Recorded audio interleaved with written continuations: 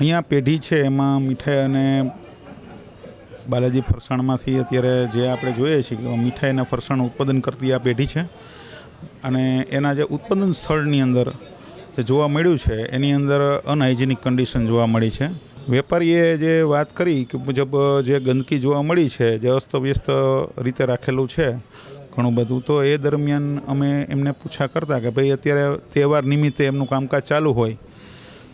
હાલ એનાથી સફાઈ થઈ શકી નથી પૂરતી અને દિવસના અંતે સફાઈ કરે જ છે એવું જણાવેલું. તેમ છતાં અમુક મુદ્દાઓ એવા છે કે ખાસ કરીને દિવાલની સફાઈ અને છતની સફાઈ છે એ અમને યોગ્ય જણાતી નથી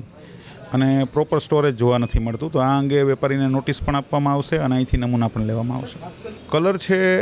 એ ફૂડ કલર છે અને કલર છે એ મીઠાઈ, આઈસ્ક્રીમ, જેલી, કેક અને ઠંડા પીણા છે, શરબત છે,